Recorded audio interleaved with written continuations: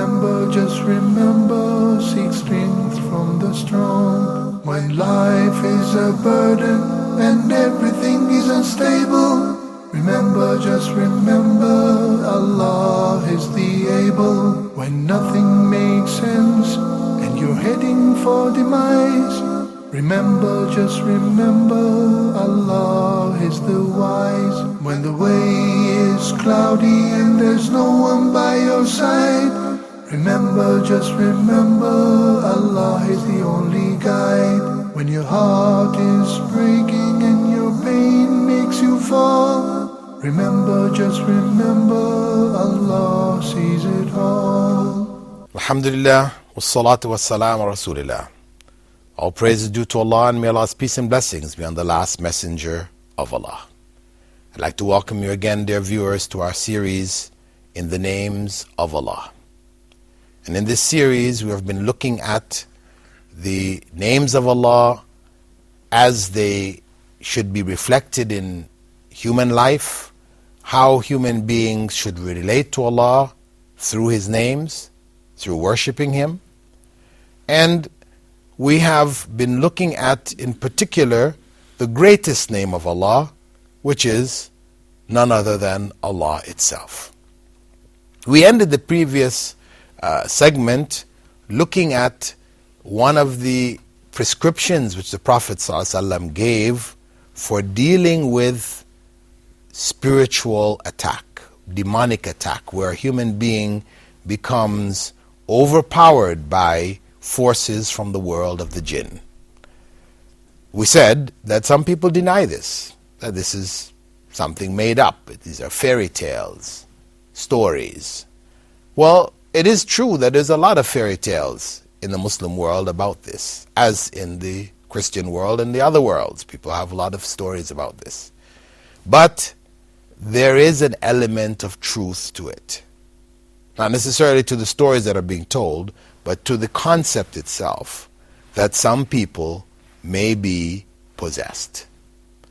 And the incident we mentioned, which was narrated by Ya'la ibn Marra, where a woman gave her boy to the Prophet ﷺ, and he sat the boy in front of him. The boy was soon to be overcome with fits. He was falling down and, going into a state. Maybe we associate this with epilepsy, something similar, etc. But, there didn't seem to be any treatment for it. They gave the boy to the Prophet ﷺ, and he opened the boy's mouth, and he blew in the boy's mouth thrice, 3 times he blew in his mouth. Then he called out to a being that was inside of the boy. He started by saying, Bismillah, Ana Abdullah. In the name of Allah, I am a servant of Allah. Ikhsa, Adu Allah. Get out, O enemy of Allah. Now, this hadith, which you said is authentically reported in the Musnad of Imam Ahmed, this hadith is clear proof that possession has a reality. If it were not the case, then we would have to say that the Prophet, may God's peace and blessing be upon him, was engaging in strange activity which has no meaning. That's what we have to say. But we know that he was as-Sadiq al-Amin. He was truthful in whatever he did, and he was trustworthy. He was not going to play with us, play with our minds, etc. He, in doing this, left a methodology for us to deal with cases of real possession. As I said, there are many times when people claim to be possessed, or people think that other people are possessed, and it's not possession at all. And we should try to treat some of these cases, the cases where it's we're not sure, whatever, we try to treat it with what is available from the medical profession. We should not go to the state that a lot of ignorant people have reached, where every little thing that happens, we say it's the jinn. So-and-so is possessed by the jinn, my children are possessed by the jinn. Some people get involved in beating the kids and doing things that, to the point where some of children and people, young women, etc., have been killed from beatings, And this was not the way of the Prophet sallallahu alaihi wasallam. He didn't take this boy and beat the boy. He opened his mouth, blew in it thrice, saying, "In the name of Allah, I am a servant of Allah. Get out, O enemy of Allah." This is the primary method that the Prophet ﷺ practiced. And this is what we should do where we find a similar circumstance. There's another narration which is from Abu Malih's father, in which he related that the Prophet ﷺ had instructed that where a person finds an evil presence, where they can feel some kind of resident evil around himself or herself in a home or whatever, that rather than cursing Satan, right, he said, rather than saying ta'isa shaitan, that is, Satan is wretched, he said to say instead Bismillah. Because when one says ta'isa shaitan, what happens is that Satan or the satanic force in the home becomes great, becomes bigger, and we tend to make it something really great in our sight or in our eyes, in our feelings, till the point, as the Prophet ﷺ had said, that it takes over the house as a whole. Instead, say Bismillah, and it will reduce that presence till it becomes, as he said, like a fly. And this hadith is also found in the Sunan of Abi Dawood. It's an authentic hadith from the Prophet ﷺ. And in the case where people are suffering from various actually physical ailments, oneself or others, he prescribed, not assuming that it is necessarily from the jinn or anything, but the fact that the forces, spiritual, demonic, evil forces could be involved, he prescribed that we place our hand at the point where we feel the pain. And we say Bismillah 3 times. Then 7 times we say A'udhu billahi wa qudrati min sharri ma ajidu wa uhadir. That is, I seek refuge in Allah and His power from the evil that I find and from the evil that I fear. So here he prescribed again the use of the Basmala, to say that Basmala 3 times. Bismillah, Bismillah, Bismillah. And that is for physical ailments where we feel pain in our bodies, or our relatives, our wives, children, whatever. There's a pain there. To utilize this, Prophet ﷺ taught it to us. He didn't teach it to be ignored. He taught it as a means of treating illnesses. Not to say that, we don't use whatever other medicines are there. As the Prophet ﷺ had said, that Allah did not send down in His creation any disease without also giving its cure. So the cure is there. We can find it. We can seek it. But sometimes these afflictions are not just of a physical nature. They are coming from the world of the jinn. So we take our precaution. We use the medical means, and at the same time we use the spiritual medicine which the Prophet ﷺ gave us. As I mentioned before, the case of the possession, where the boy was treated by the Prophet ﷺ, there was another case of a woman who used to clean the masjid. And she came and complained to the Prophet ﷺ that she would be seized by fits from time to time, and she would fall down, and in falling down it would expose her garments. Her garments would expose part of her aura. So she asked the Prophet ﷺ to pray for her, to have Allah remove it from her. So the Prophet ﷺ told her that he could pray and have it removed, or she could be patient and Allah would reward her with paradise. She asked the Prophet ﷺ to pray that at least if she fell down in the fits, her aura wouldn't be exposed. So he prayed for her for that. But why is it that on this occasion, Prophet Muhammad ﷺ didn't do what he did for the child? He didn't open her mouth, blow in it 3 times, and say, addressing something inside of her. Why didn't he do that? Scholars looking at it, like Ibn al-Qayyim and others, pointed out that this was a case where the cause was physical. This wasn't a case of possession.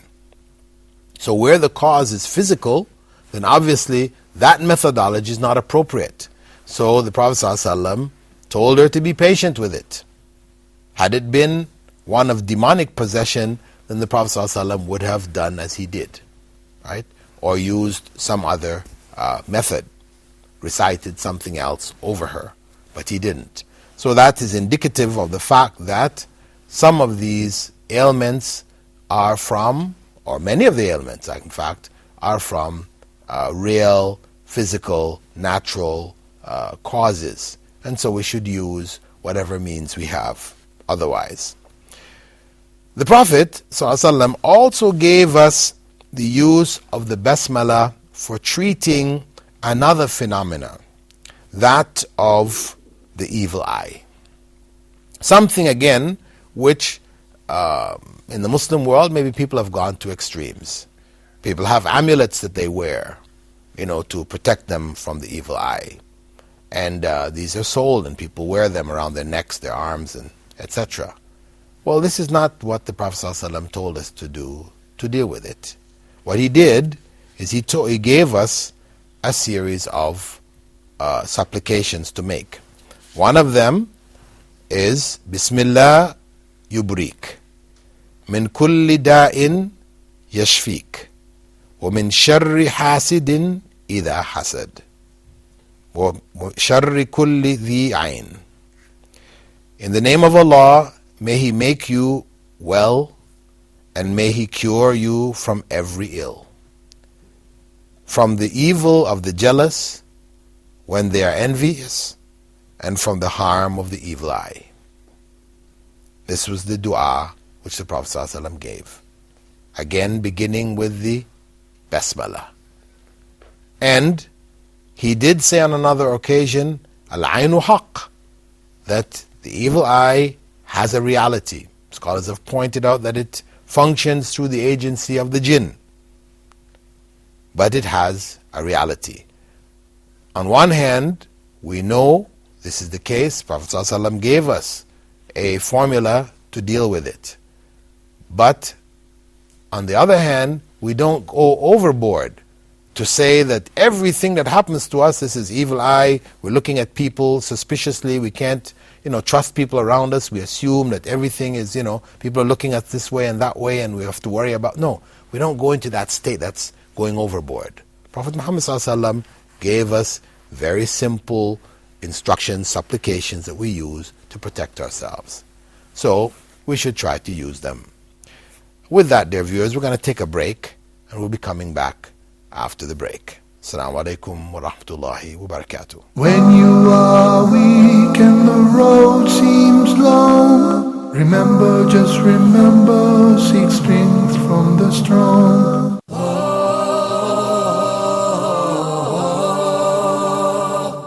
Inshallah, on the straight path, we would like to discuss the niqab from an Islamic and social political perspective. So sometimes some non-Muslims, they might not understand the full Islamic pictures. Anyone can say anything about it. Yes. So when can we, who speaks for Islam? This is the biggest question. Who speaks for Islam? No, they are not sinning. They are not sinning, but we are talking about now the general ruling. They are not sinning, but they are going against what has been established. It is his own ijtihad at a specific time. People would see it as Threat. a threat. Exactly. How do we explain to them it's not really a threat, it's actually good for the country as well? But if we don't participate, how would we ever reach to our rights? Can you clarify with us what should be the level of political participation of the Muslims in the West? Yeah.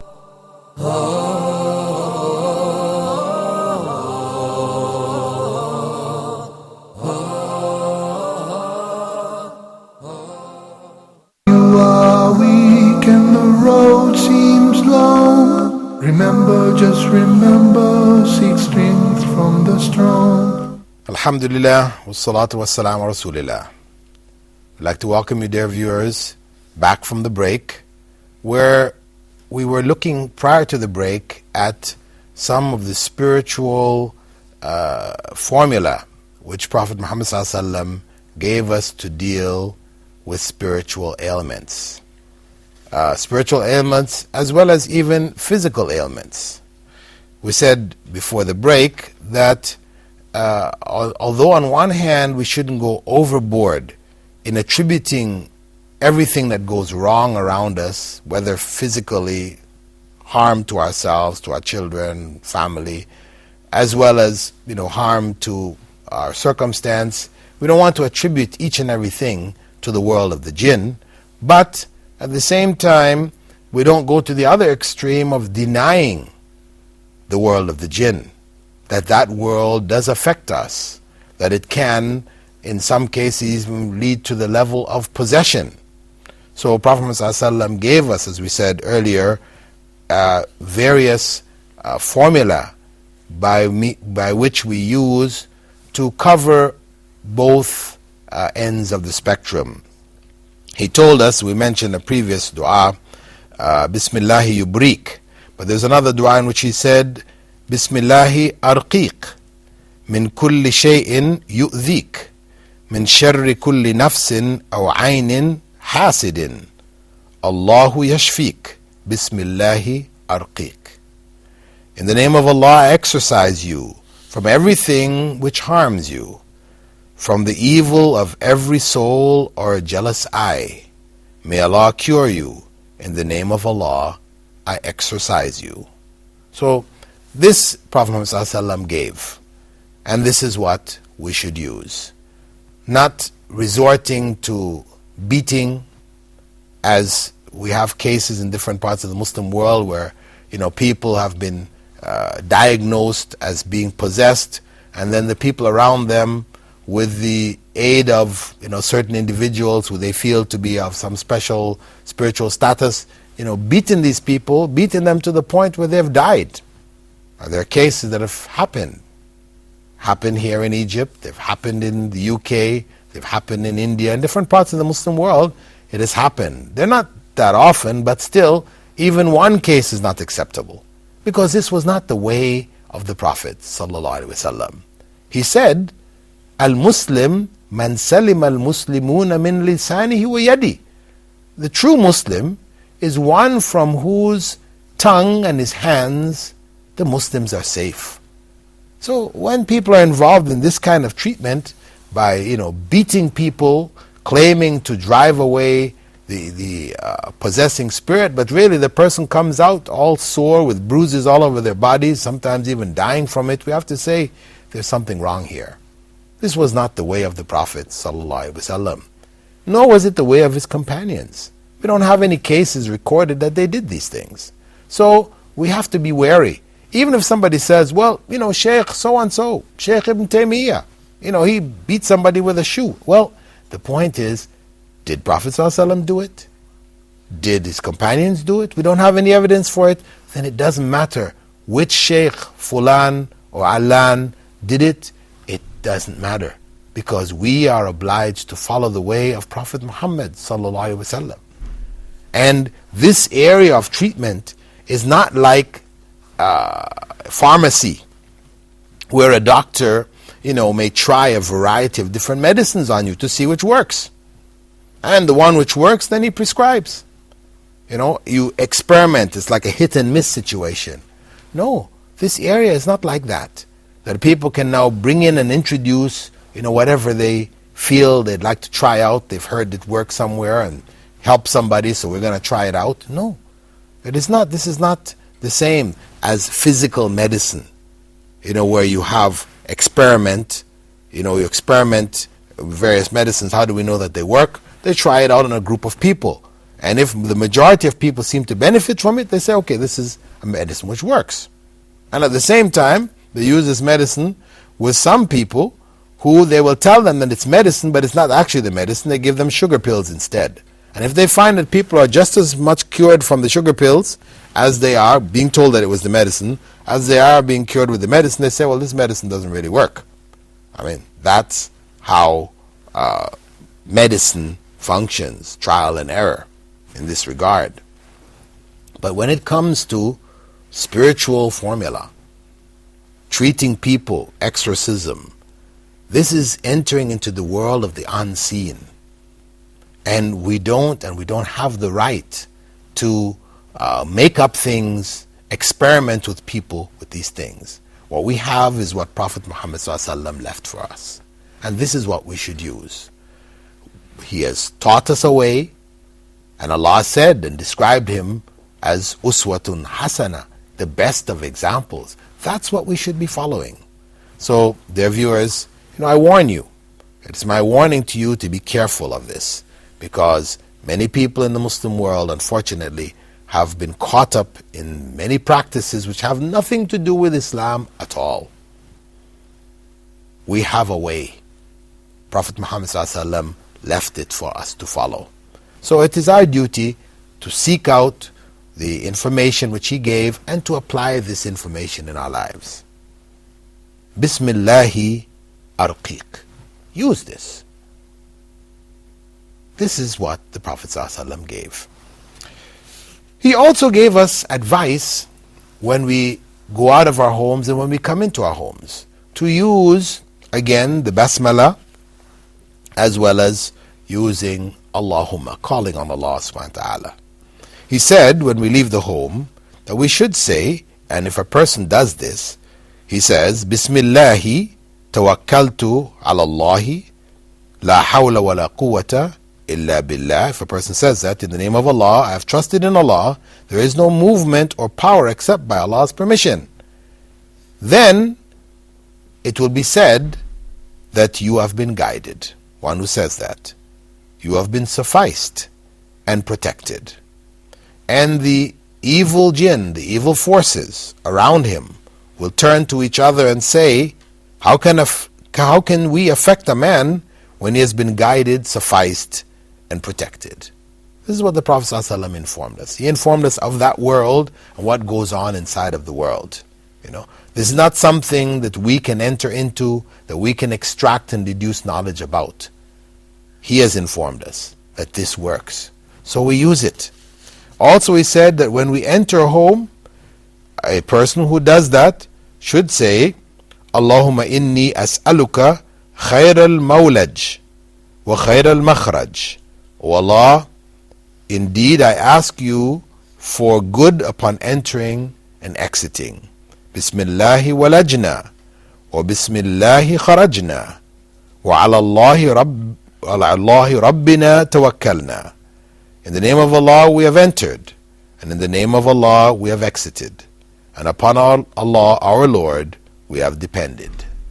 So this is amongst the sunan, or the ways which the Prophet ﷺ gave us for leaving and entering the home. Something we should do, since he has given it to us, and we're leaving our homes, we're coming in our homes on a regular basis. By doing that, in fact, we turn this simple act of walking out the house, coming in the house, into an act of worship. And when a person enters the home, as we have described according to the practice of the Prophet ﷺ, the Prophet ﷺ said, if a man remembers Allah while entering his home and while eating, Satan says to his cohorts, there is neither shelter nor supper for you here. On the other hand, if he enters without remembering Allah, Satan says, you have found shelter, and if he doesn't remember Allah while eating, Satan says, you have found both shelter and supper. Prophet Muhammad ﷺ has informed us about this. So, we utilize the basmala upon entering and exiting from our homes. Also, another phenomena in our lives is that of marriage.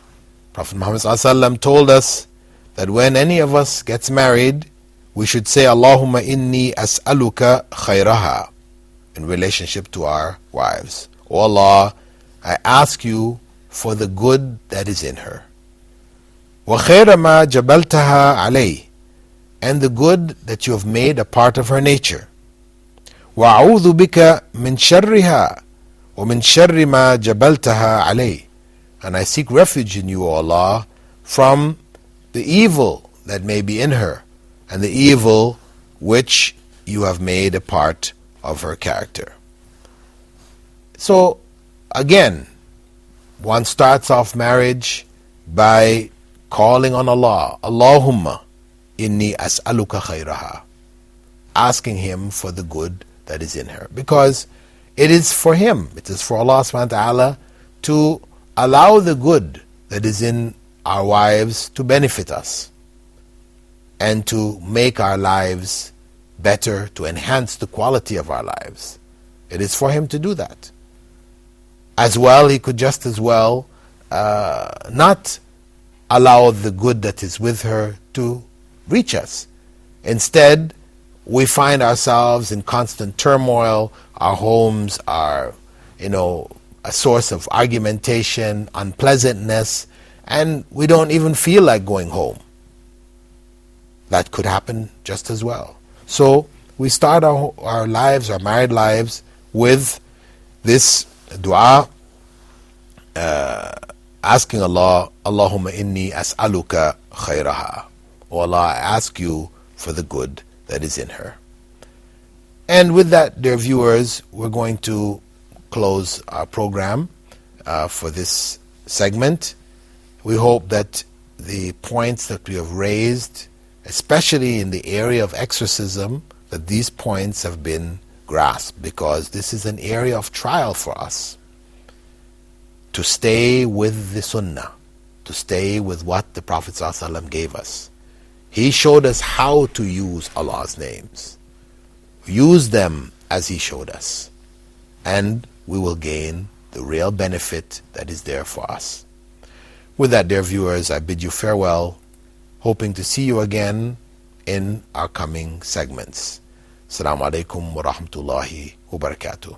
When you are weak and the road seems long, remember, just remember, seek strength from the strong. When life is a burden and everything is unstable, remember, just remember, Allah is the able. When nothing makes sense and you're heading for demise, remember, just remember, Allah is the wise. When the way is cloudy and there's no one by your side, remember, just remember, Allah is the only guide. When your heart is breaking and your pain makes you fall, remember, just remember, Allah sees it all.